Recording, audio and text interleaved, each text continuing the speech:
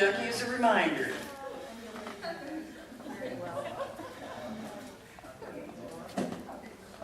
Democratic women in this club have worked very hard in the last year. We were, in Pat's case, a campaign manager. People were coordinating campaigns, their phone banks, getting the other volunteers up and running.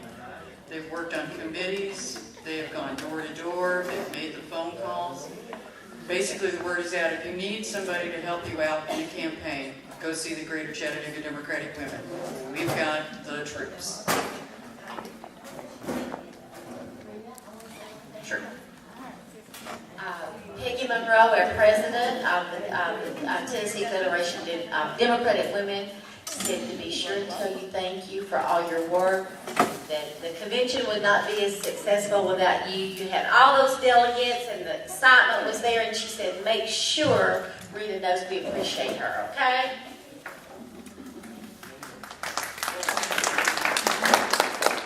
Double girls can strangle you after a while. Has everybody got her duck? Now remember, your ducky is a pledge. You're going to keep working this year.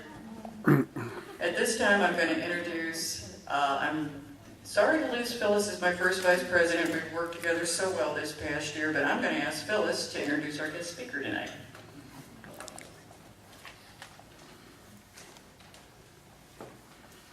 Good evening. I want to thank you all for coming, and I thank you so much that we have so many visitors. I know you're here to hear Mary Hedrick, and I'm so glad to have Mary back to speak for us this evening.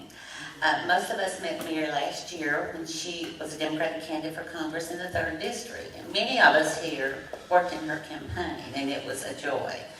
And Mary's been lobbying in Nashville and working on issues dealing with Medicaid and Medicare, and she is here tonight to speak to us this evening on Medicare. Will you join me in welcoming Mary Hedrick?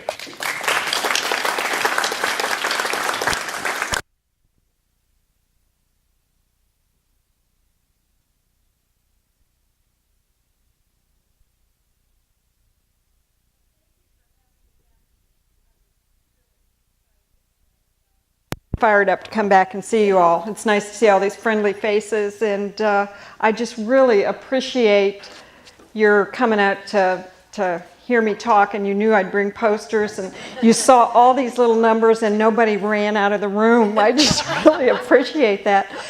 I don't intend on reading all these numbers to you, but I do want you to see the bar graphs and the colors, so we're going to get into that.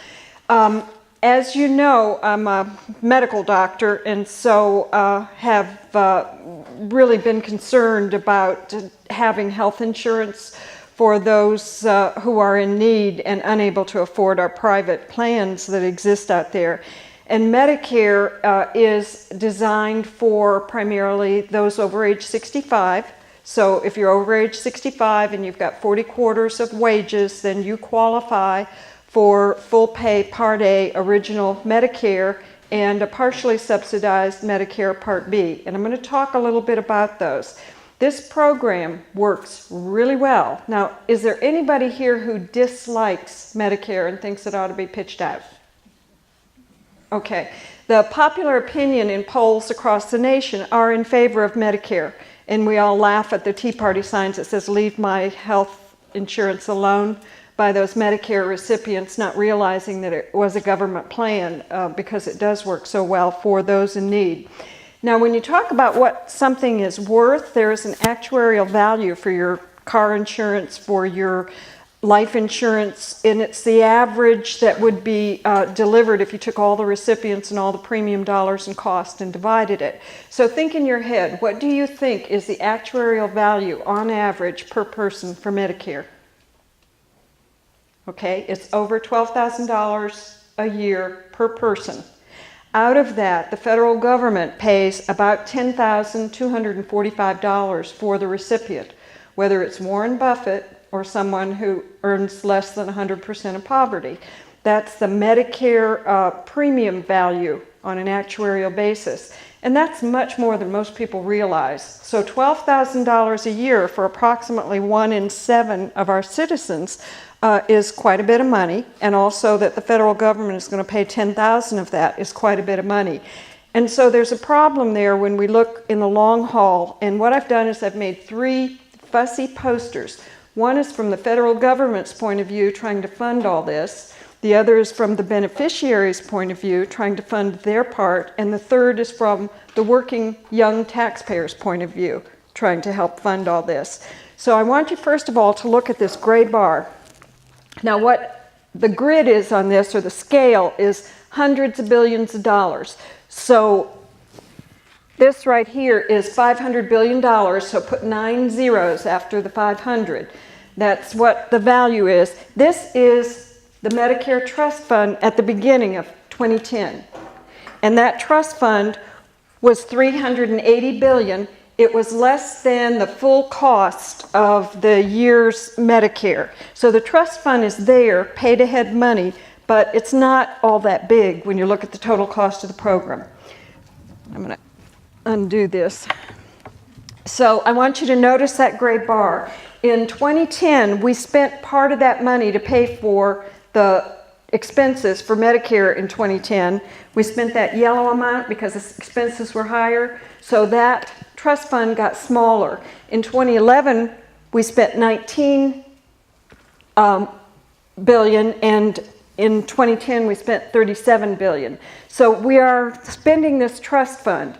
Because of some changes in the Affordable Care Act, it's going to last longer, and it's now predicted to go into, I think it's 2024, before we have fully depleted that trust fund, the paid ahead money that's like in U.S. government bonds. And if we look at the income for Medicare, this is the total income for Medicare. And this income, as I said, is less than the expenses. This income that came in as income for Part A Medicare. That's the hospital portion of the original Medicare. Then some of the income came in for Part B Medicare. That's the outpatient, pays your doctors, pays your lab. And then another portion came in for Part D, that new prescription drug program.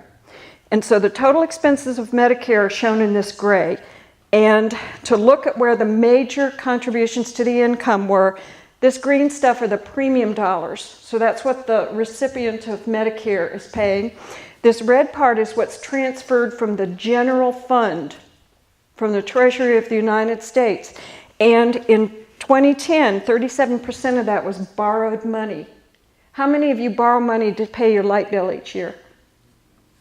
Nobody.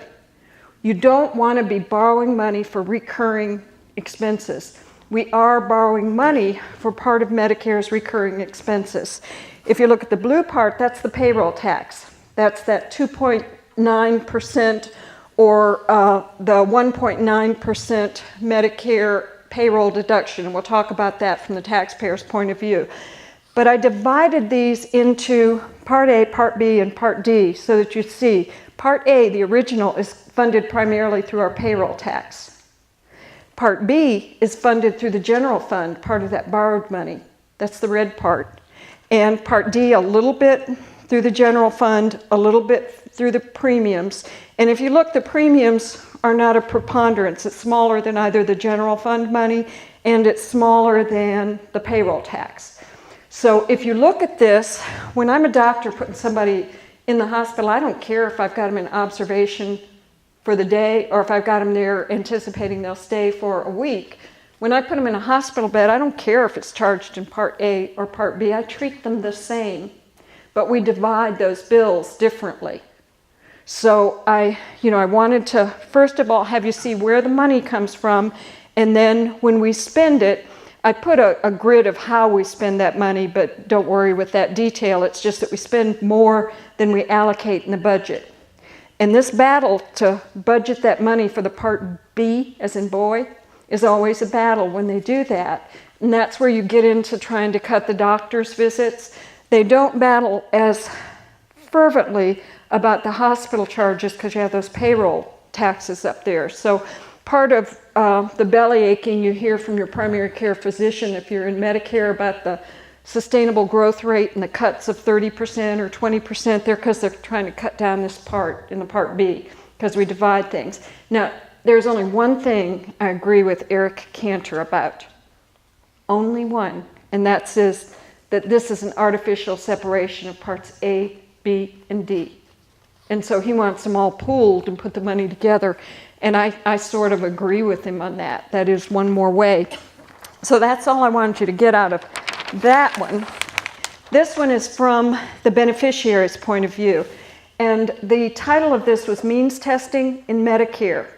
What folks don't realize is that you are paying graduated premiums. So when somebody says, golly, I paid $300 a month for my Medicare, it's really expensive, they're telling you what income bracket they're in when they say that, because the premium you pay has, since the Bush administration, been graduated so that those who make more pay more. However, if you look at this yellow, those are the folks who make more and so they pay extra for their Part B premiums. Only 5% of Medicare recipients are in that yellow bar. Warren Buffett's there. I'm there. Some others here are there. This cutoff point is $85,000 a year for a single recipient.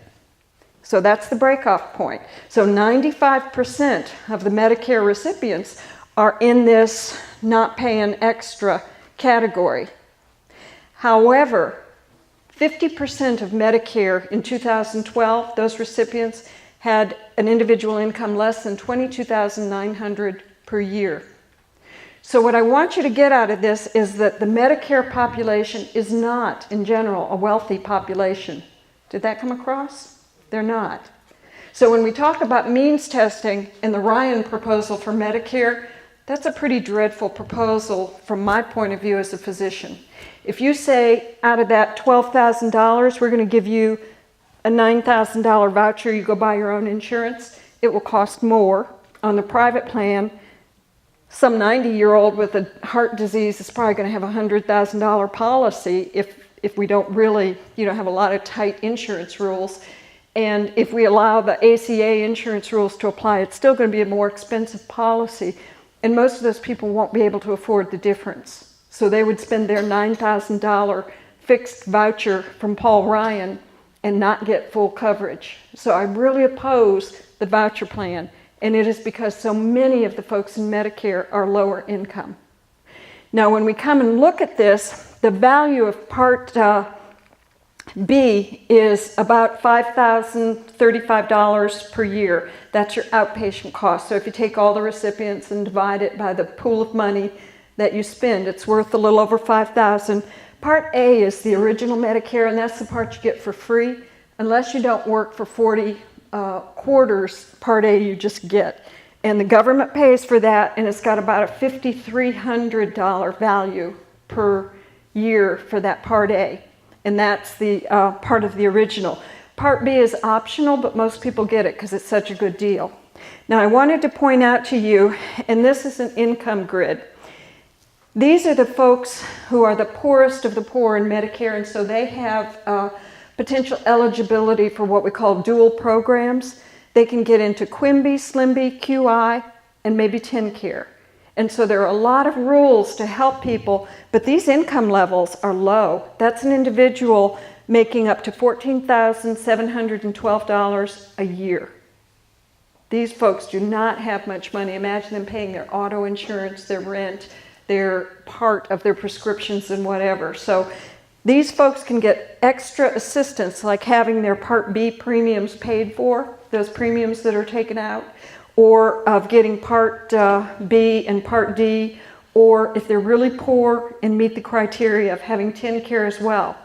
And the reason that's important is that Medicare does not cover, for example, long-term care or a custodian to look at you. So I'll mention a few of those things. If we look at this, the break-off for those folks who are paying the standard is for an individual $85,000 a year up to from the $14,713 to $85,000. Those folks have a fixed monthly premium of $105 a month for their Part B, boy, outpatient Medicare. That's the standard box. And so if you look at that, these folks in this $14,000, $15,000 a year are going to have trouble paying for that premium if they have a lot of extra costs added on. So right now we have special programs for the very poor Medicare recipients. And then if you make more than $85,000, you pay extra in your monthly premium for your Part B. And those premiums are in real big brackets. So if you go from $85,001 up to $107,000, you're going to pay an extra $42 a month. So that extra $1 you made from here to here costs you that $42 a month multiplied by 12. If you go on up to, say, over $214,000 a year, Warren Buffett makes that. He can afford it. So he pays an extra $231 a month for his Medicare. So as you see, the premiums for Medicare are means tested. Have I conveyed that? Make sense? One of the proposals that Obama has for his budget that's out there is to make this a heavier burden to increase these, and that's okay with me. If I win the lottery, I'm perfectly happy to pay extra. Right now, the amount that the wealthiest pay will cover 80% of their Part B costs. The government is still paying 20%. President Obama proposes to change that so that the very wealthiest pay 90% and the government still will pay 10%. So they're still getting a bargain and getting some of their benefits back. However, as a physician, I'm very concerned about these folks in here being able to afford everything because there's lots that Medicare doesn't cover, whether it's the copays, the deductibles, the premium charge, or other things that aren't covered, like the custodial care if you can't get around by yourself and need someone to come in. And I know a lot of you work with individuals who have various levels of disability. And I put over here out-of-pocket costs to convey that problem. The heaviest out-of-pocket costs are in the last 5 years of life.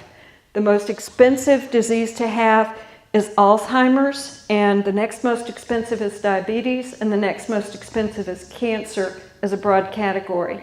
So even with help in some of these categories, if you're low income, you still, in those last few years, can have $66,000, $38,000 of accrued costs on top. So I want to convey to you that it doesn't cover everything, like nursing home care for custodial for Alzheimer's, and those folks have a lot of costs.